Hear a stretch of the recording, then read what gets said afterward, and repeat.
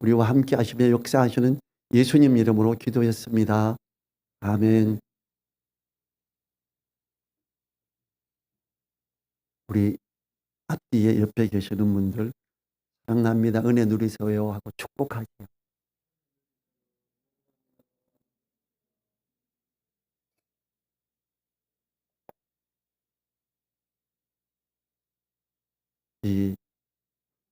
저는 이제 추수감사절도 생각하고 이제 크리스마스 행사가 우리가 원래 동네 주민들 초청해서 전도 집회하는 때인데 이런 추세로 가면 어렵겠다 생각이 드는 거예요. 안타까워요. 한번 기도해 주세요. 그때 돼서 이렇게 분위기가 조금 가라앉으면 지금은 많이 올라오고 있죠, 오히려.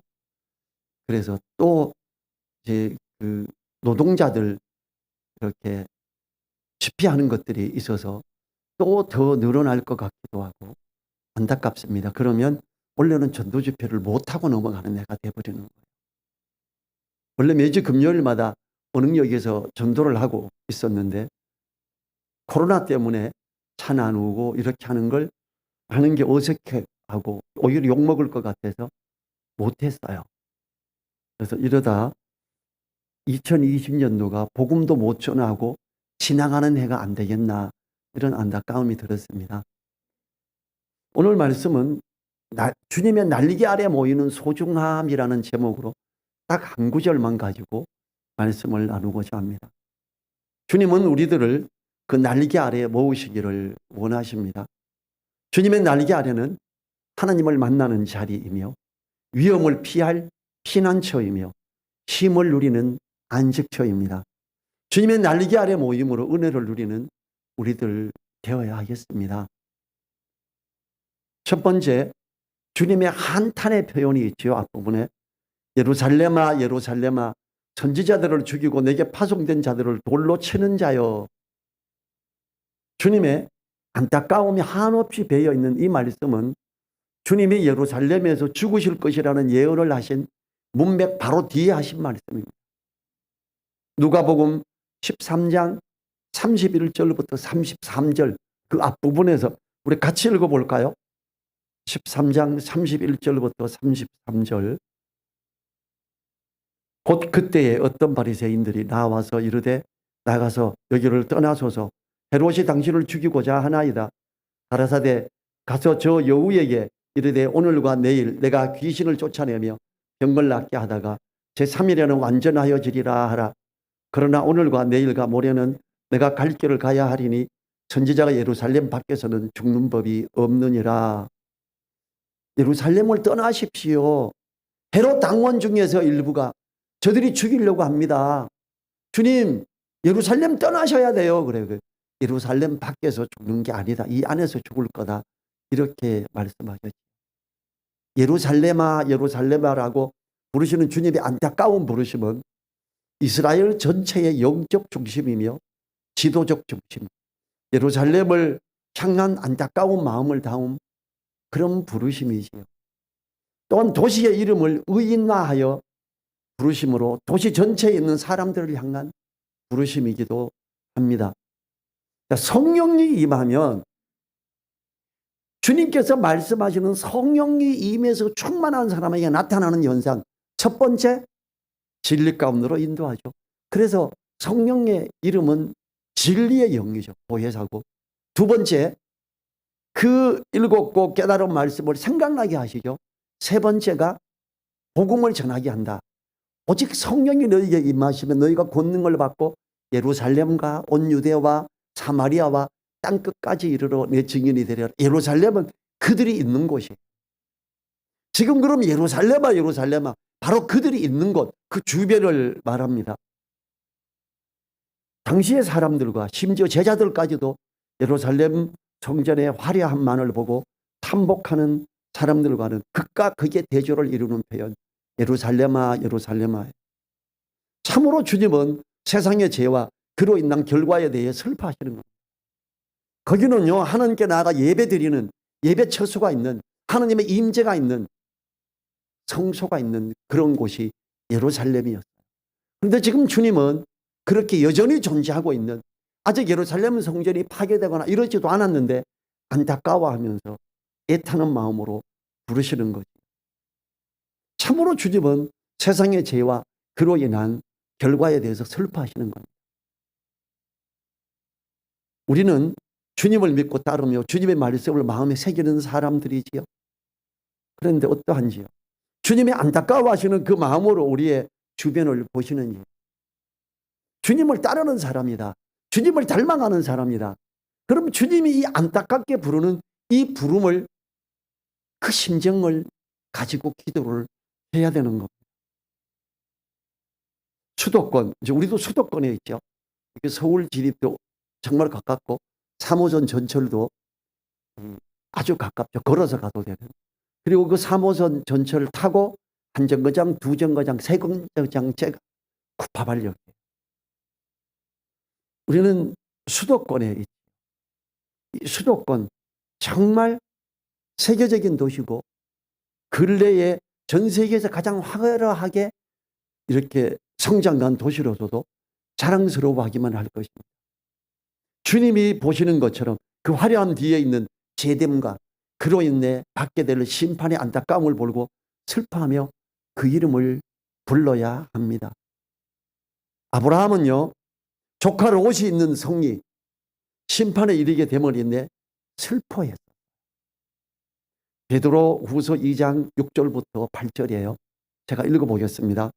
소돔과 고모라 성을 멸망하기로 정하여 죄가 되게 하사 후세에 경건치 아니할 자들에게 본을 삼으셨으며 무법한 자의 음란한 행실을 인하여 호통하는 의로운 롯을 건지셨으니, 아브라함을 말해요. 이 의인이 저희 중에 거하여 날마다 저 불법한 행실을 보고 들으므로 그 의로운 심령을 상하니라. 부자 나라가 됐죠. 그 나라에 어땠어요? 하나님이 보내신 사자들이 거기 갔을 때 롯이 그래요. 사람들이 거기 있는 남자 내나 우리 동성연애 좀 즐기게. 우리 남자를 모르는 딸들이 있으니까 차라리 이 딸들을 데리고 놓으십시오. 아니야. 그 남자들 보내. 동성연애가 극도로 이렇게 팽배해 있는 그런 곳이 소돔과 고모라였어. 하나님은 거기를 멸하시기로 하셨지요. 거기에서 그걸 보고 하나님을 향하는 사람들이 그 의로운 심령이 상했다. 우리는 어때요? 우리의 형제, 부모 그리고 아는 지인들과 이웃에 믿지 않는 사람들이 심판의 길을 가고 있으므로 슬퍼해야 합니다. 하나님이 정말 싫어하시는 동성연애자들 참 안타깝고 불쌍하게 봐야 됩니다. 그런 것들 하는 사람들을 정치 잘한다 이러면 안 됩니다. 그 사람들은 참으로 악한 자들이기 때문에 참 안타까워하고 그 어려운 심령을 상해하는 이런 걸 가져야 됩니다. 아브라함의 저 불법한 행실을 보고 들으므로 그 의로운 심령을 상하니라라는 그 심정을 우리들도 가져야죠. 주님을 믿고 따른다는 것은 주님을 닮아간다는 거 아닙니까? 우리는 주님이 예처롭게 예루살렘아, 예루살렘아를 부르시는 그 심정을 닮아가야 하는 겁니다. 두 번째, 주님의 사랑이 암탉이 제 새끼를 날개 아래 모음같이 내가 너희의 자녀를 모으려 한 일이 몇 번이냐. 주님은 암탉을 비유해요. 닭을 키워보지 않은 분들은 이 광경을 잘 모를 거예요. 그것도 풀어놓고 키워봤어야 이걸 압니다. 저는 시골에서 천둥기나 번개를 쏘고 소나기가 막 쏟아지면요, 암탉이 뿅아리들을 날개를 펴고 구구구구 막 돌아다녀요. 뿅아리들은 그러면 소리 듣고 그 날개 밑으로 옵니다. 어미닭은 소나기를 막 맞으면서 이 날개를 펴고 이렇게 비가 안 오는 데로 가요. 그런데 어떤 한 마리가 저쪽에 있으면 그걸 몰고 그쪽으로 가서 기반하면서 가서 그 아래 모아서 데리고 갑니다. 이게 암탉이 뿅아리들을 자기 날개 아래 모으는 이런 거예요. 또 이제 시골에서 클 때 매가 뜹니다. 독수리 계통이죠. 그러면 이 독수리가 주로 동네에 뜰 때는요, 닭을 잡아가려고 뜨는 거예요. 아주 간혹은 쥐를 잡기도 하더라고요. 그러면요, 뿅아리 소리를 비슷하게 내요. 하늘에 삐약삐약 독수리가 내는 소리예요. 닭들아 모여라 이거예요. 뿅아리야 놀자. 너네 보여야 내 잡아먹지 이거예요. 그렇게 딱 울면 암탉은요 또 소나기 올 때처럼 날개를 펴고 구구구가고 빨리 내 날개아래 와. 저기 지금 내가 독수리가 떴어. 빨리 와야 돼. 위험해. 이거 데리고 이렇게 안전한 데로 가. 심지어 그렇게 가다가 제가 이 매가 암탉을 낚아채고 가는 걸 본 적. 자기는 왜 자기 혼자 갔으면 안 낚아채요. 그럼 이거 갈퀴로 잡고 그렇게 하늘로 확 올라갑니다. 너무 안타까운 일이죠. 예수님이 예루살렘아 예루살렘아 이렇게 부르시는데 암탉이 제 새끼를 날개 아래 모음 같이라고 하는 것은 주님이 목숨을 걸고 부르시는 거예요.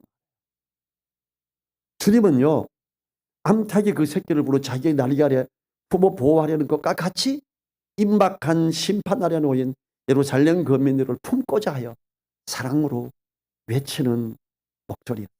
이거는요 우리들을 향해서도 같은 겁니다. 주님이 40년 후 주님이 돌아가시고 나서 40년 후인 주후 70년경에 로마의 디도로 말미암은 침공 사건으로 예루살렘은 돌 위에 돌 하나도 남지 않고 완전히 소멸됩니다. 주님은 이 심판을 이미 내다보고 예언하셨고 안타까워하셔서 눈물을 흘리시며 예루살렘을 향해 부르시는 것입니다. 주님이 십자가에 달리실 때 절기가 되면 6월절이 되면 죄인을 한 명 놔주는 의식이 있어서 빌라도가 주님을 아무리 조사해봐도 죄가 전혀 없으신 거예요. 어떠냐 여기 정말 악한 자가 있고 여기에 너네가 말하는 십자가에 못 박아라는 예수라는 자가 있는데 누굴 놔줄까?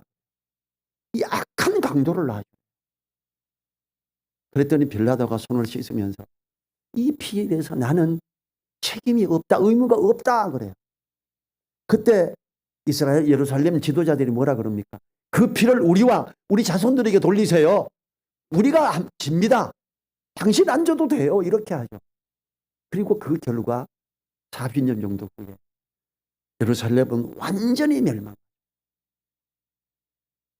주님은 이 심판을 이미 내다보시고 예언도 하셨으며 안타까워하셔서 눈물을 흘리시며 예루살렘을 향해 부르시는 겁니다. 하나님이 예루살렘을 보호하시고 사랑하셔서 부르시는 부름은 700년 전에도 있었습니다. 주님이 부르시는 그 전에 이사야서 31장 5절과 6절에서 새가 날개치며 그 새끼를 보호함같이 나 만군의 여호와가 예루살렘을 보호할 것이라 그것을 호위하며 건지며 넘어와서 구원하리라 하셨으니 이스라엘 자손들아 너희는 심히 거역하던 자에게로 돌아오라. 주님은 성부 하나님의 부르심을 성자 하나님으로서 또다시 부르시는 것. 날개 아래는 피난처입니다. 소나기를 피하게 하며 독수리의 공격을 피하게 하는 도저히 피할 수 없는 그 어려움을 피하게 하는 것이 날개 아래의 그 피난처이지요.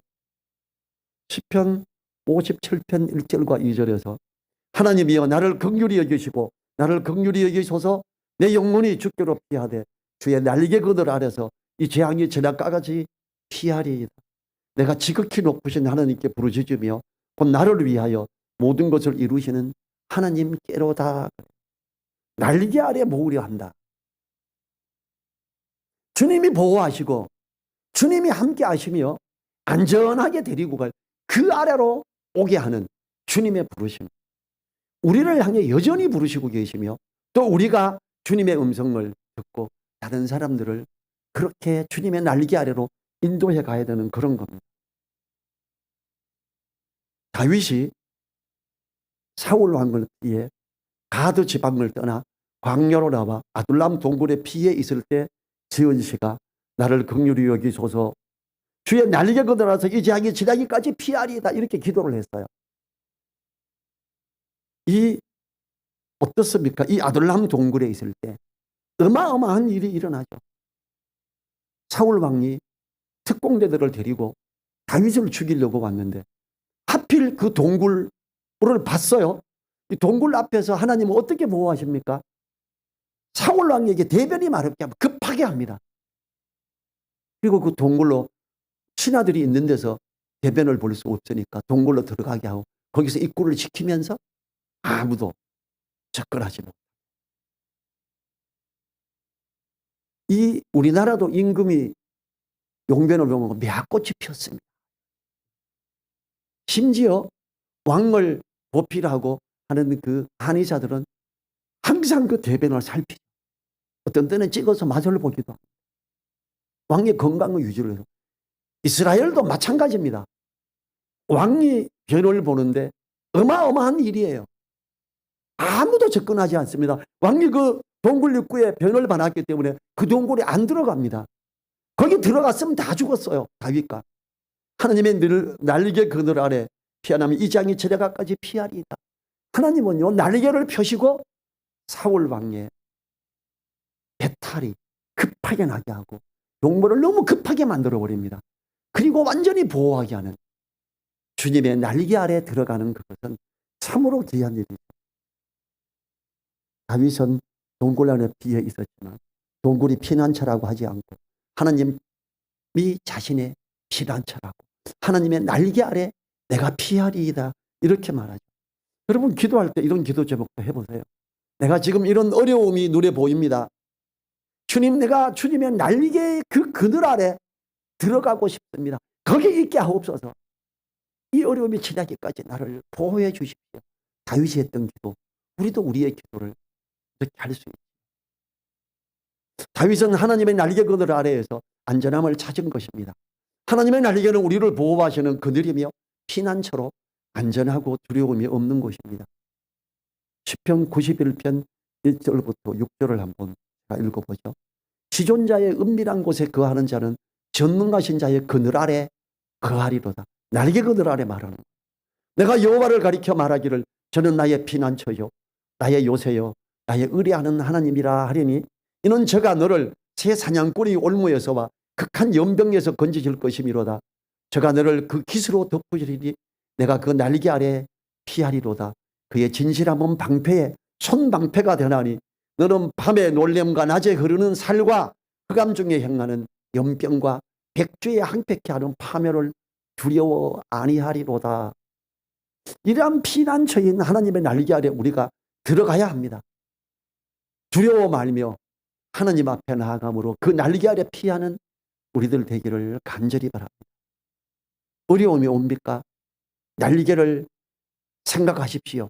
주님의 그 날개 그늘 아래 나로 들어가게 해 주십시오. 경제적인 어려움이 옵니까? 날개 아래 있으며 일용할 양식을 주님 채워주십시오. 이렇게 기도하시면 하나님은 그렇게 해 주십니다. 여러분 제가 지금 코로나 때문에 교회들이 점점 위축돼 가요. 제가 이제 교회 음향 일을 하잖아요. 여전히 작은 일, 뭐 영상하고 이렇게 하는 거 작은 것들은 일이 많은데 그걸로 직원들 급여를 주기에 부족합니다. 또 지난주에 간절히 기도했어요. 하나님, 일용할 양식을 위해 기도합니다. 일들이 이렇게 진행되어 가는데 큰 계약도 했지만 그 일이 진행되기까지 나아가야 되는 일들이 기도했는데 우리가 스피커를 OEM으로 납품하는데 전화가 왔어요. 대표님, 이 일이 아무래도 우리인데 떨어질 것 같아요. 그러면 급하게 스피커를 좀 많이 만들어야 돼요. 한 달 기간 줘. 네, 전화하더니 하루 뒤에 오다가 우리인데 떨어졌습니다. 해 주셔야 되는데 우리 아무것도 모르니까 설치까지 좀 해 주셔야 돼요. 하나님이 충분히 공급. 스피커가 28개인데 최고급 스피커라 굉장히 비싼 스피커. 그래서 그걸 해달라고 미안한데 급히 집행해야 돼서 3주 만에 해야 됩니다. 미안한데 케이스 만들고 하는 업체들에도 성금을 줘야 일이 빨리 되니까 현금을 미리 좀 보내. 네 알겠습니다 하고 보내는 거예요. 여러분 우리가 기도하고 주님의 그 날개의 그늘 아래 들어가고자 하는 그 간절함으로 부르짖으면요 하나님이 들어주세요. 그 일이 원래 그 회사에 떨어지는 일이 아니었어요. 그 회사 사장도 믿음이 좋아요. 전화해서 대표님 축하합니다. 보다 큰 거 따셨네. 그러게요. 하나님의 은혜입니다. 정말 하나님의 은혜였습니다. 기도하고 거기도 은혜를 누리고 저도 은혜를 누리는 이런 놀라운 일. 여러분, 다윗에게만 일어나는 일이 아닙니다. 우리가 기도하면 우리에게도 일어나는 일입니다. 날개 안에는 은혜를 누리는 곳이고요. 처음 날개가 나오는 곳은 지성소 아닙니다. 성전 지성소나 장막에는 하나님의 법궤가 있습니다. 법궤에는 십계명과 만나와 아론의 쌍난 지팡이가 들어있고, 법궤의 뚜껑 위에는 하나님의 임재하시는 처소로 그룹의 날개가 있습니다. 이 날개가 새 두 마리가 이렇게 날개를 앞으로 쭉 하고 이 두 개의 날개가 붙어 있어요. 성막 위에 만들어진, 금으로 만들어진, 하나님이 그걸 만들게 한 그런 것. 이 하나님이 다 그림을 보여주고 만들게 해서 그걸 그대로 만들었던, 그게 출애굽기 25장 18절부터 22절까지 제가 읽어보겠습니다.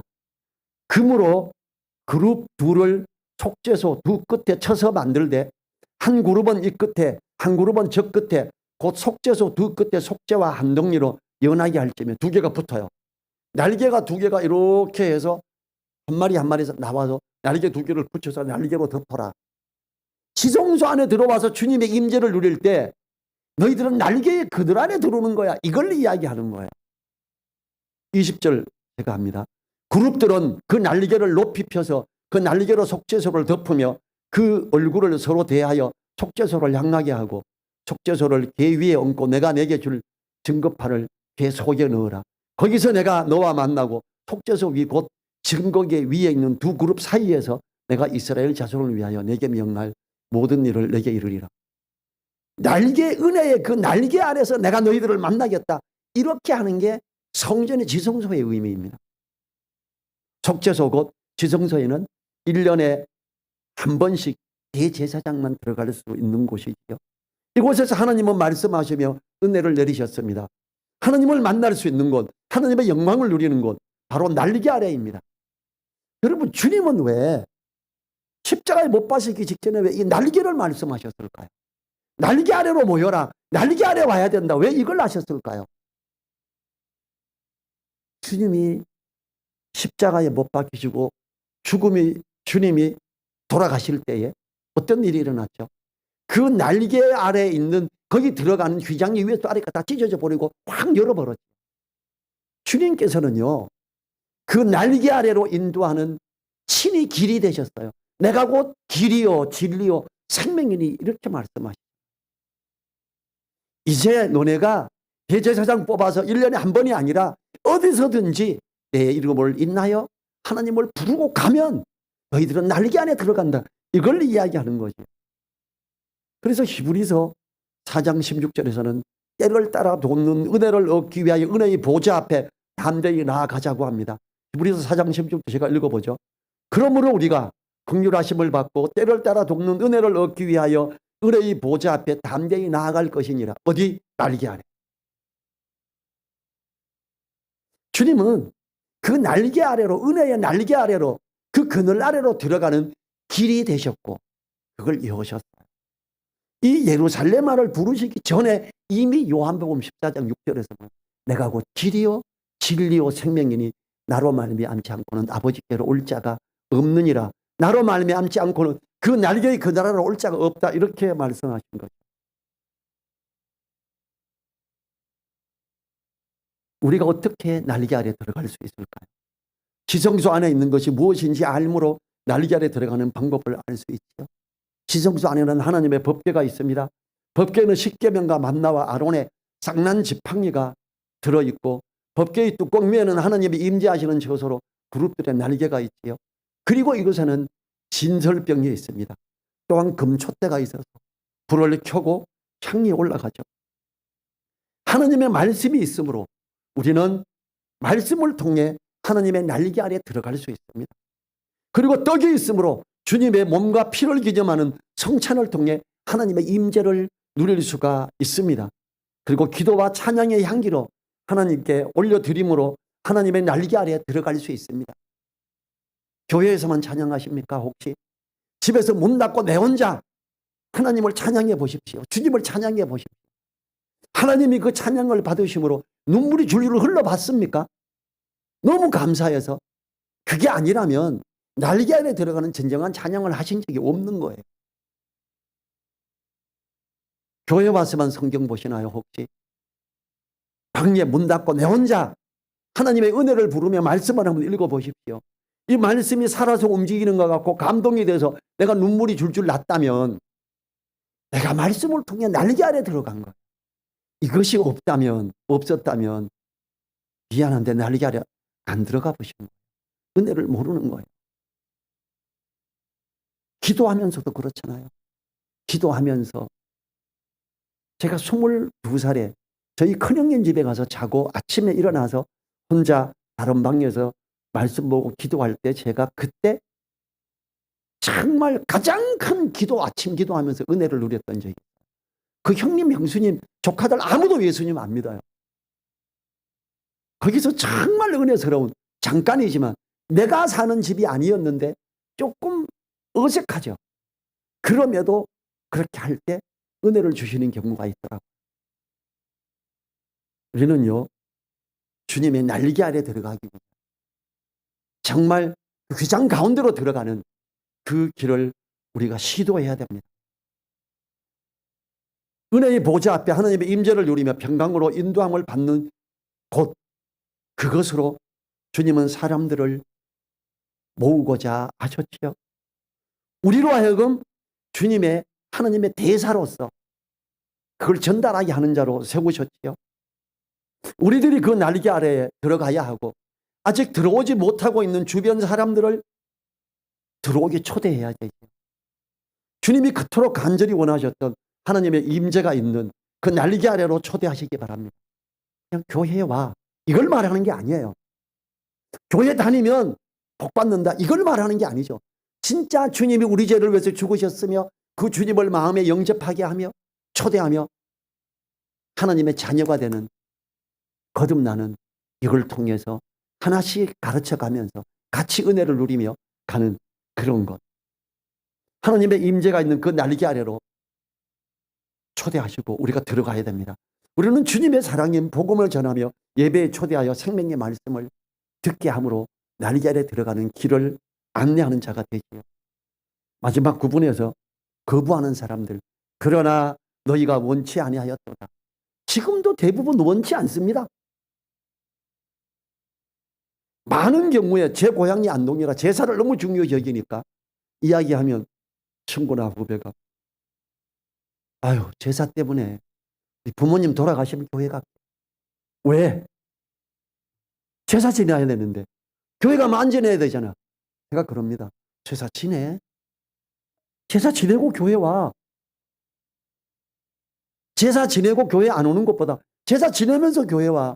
그리고 성경에서 진짜 왜 제사 안 지내는지 알면 그때는 스스로 안 지내게 될 거야. 왜 우리는 교회 오면 제사 안 지내야 됩니다, 이렇게 말합니다. 제사 지내. 그리고 교회 와. 복음을 이야기하고 거듭나게 되고 진리를 알아가면 제사는 절대로 안 지내. 제가 그래요. 주님이 원하시고 말씀하셨을 때에도 수많은 사람들이 거부하고 원하지 않았습니다. 여전히 현대에도 사람들은 거부하고 원하지 않습니다. 그러나 우리는 주님이 하셨던 것처럼 사람들을 권하고 하나님의 날개 아래로 초대해야 됩니다. 거기는 은혜의 보좌가 있기 때문이다. 주님은 계시록을 통해 날개 아래 오지 않고 형식적 종교 생활에 끌려가고 있는 자들을 들어오라고 하십니다. 라오디게아 교회죠. 현대 교회를 생각해요. 라오디게아는 제약회사가 있는 지역이어서 돈을 많이 버는 동네, 거기에 대부분 취업을 해 있어서 굉장히 물가도 비싼 동네. 우리나라에서 물가가 제일 비싼 동네가 어딘지 아세요? 울산입니다. 현대자동차와 현대자동차 자회사들, 그리고 다른 화학공장 엄청 많아요. 제가 울산 지점에 있는 은행에 이제 출장을 자주 갔었는데 기업은행 본점에 근무했었으니까 몇 년간 형님 댁이 거기에 있어서 시장에 물건을 사러 가면 서울보다 너무 비싸요. 이거 왜 이렇게 비쌉니까? 우리 안 비싼데 그래. 우리 싸요. 싼데 울산에서 싼 집이 서울에서 보통보다 훨씬 더 비쌉니다. 잘 사는 동네라. 거기는 기본적으로 급여가 좀 높은 동네입니다. 현대자동차 어때요?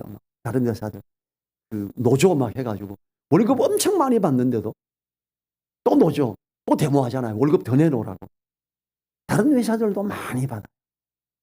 근데 이 라오디아 지역이 그랬어요.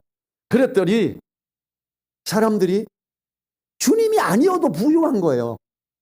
나는 부자라 이렇게 이야기하는 요한계시록 3장에 보면 제가 이제 한 부분을 읽어보죠. 요한계시록 3장 15, 16, 17, 20절. 내가 내 형기를 아노니 내가 차지도 아니하고 더웁지도 아니하도다. 내가 차든지 더웁든지 하기를 원하노라. 내가 이같이 미근하여 더웁지도 아니하고 차지도 아니하니 내 입에서 너를 토하여 내치리라. 내가 말하기를 나는 부자라 부유하여 부족한 것이 없다 하나 내 곤고한 것과 가련한 것과 가난한 것과 눈먼 것과 벌거벗은 것을 알지 못하는 거다. 그러면서 우리가 잘 아는 말씀 요한계시록 3장 20절. 볼지어다 내가 문 밖에 서서 두드리노니 누구든지 내 음성을 듣고 문을 열면 내가 그에게로 들어가 그로 더불어 먹고 그는 나로 더불어 먹으리라. 우리나라 부자입니다. 대한민국 교회에 나오는 성도들이 꽤 괜찮습니다. 주님을 간절히 부르지 않을 가능성이 너무 많습니다. 주님은 이렇게 말씀하십니다. 내가 문 밖에 서서 두드리노니 누구든지 내 음성을 듣고 문을 열면 내가 그에게로 들어가 그 중앙에 좌정하리라. 주님을 마음 중심에 주님 죄송한데 내가 이미 부유하거든요. 주님 조금 뒷자리에 계실래요? 이러는 게 너무 많습니다. 목회자들도 그렇습니다. 이미 너무 많은 걸 알아. 주님 내가 뭐 따로 아는 게 많아가 주님 조금 뒤에 계실래요? 복음을 전할 때도 우리 목사님이 되게 좋아 가가지고 하면 예배드리고 그 복 받는다. 주님을 직접 마음에 영접하게 하는 이것을 잘 안 합니다. 너무 안타깝죠. 약간 40년 전에는 대한민국 교회가 그 자체를 잘 몰랐어요. 제가 복음 전하니까 저보고 이단이래요.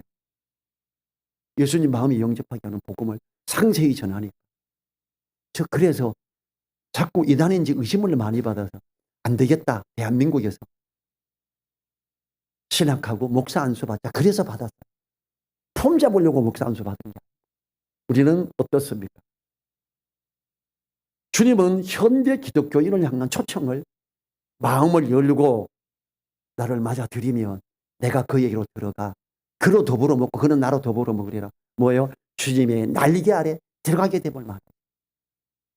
주님의 날개 아래 들어가 은혜를 누리기를 바랍니다. 자리에서 일어나셔서 1분간 주님 나는 내 중심의 주님을 모시고 내가 주님의 날개 아래 들어가 그 그늘 아래 피하고 은혜 누리기 원합니다. 간절히 1분간 기도합니다.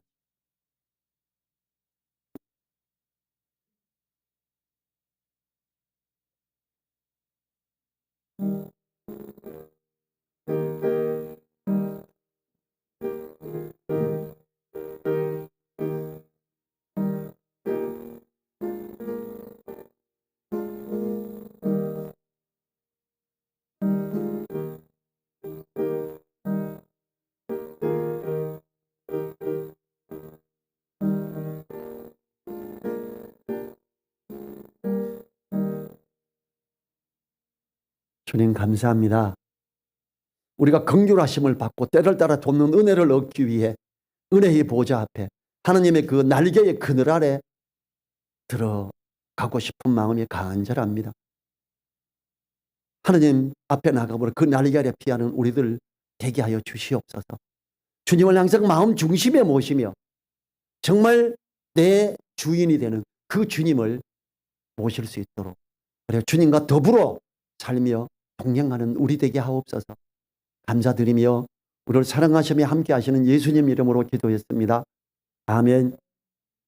지금은 우리를 사랑하시며 그 성소에 휘장을 찍고 길을 여신 우리 주 예수 그리스도의 은혜와 그 귀한 하나님의 은혜의 날개로 우리를 덮으시며 피난처가 되시며 지키시는 하나님의 그 크신 사랑과 성령님의 감동 감화 교통하심이 머리 숙인 한 분 한 분들 그 머리 위에, 그 가정 위에, 그 일터 위에, 우리 늘사랑 교회 위에 이제로부터 영원토록 함께하여 주시기를 간절히 축원하옵나이다. 아멘.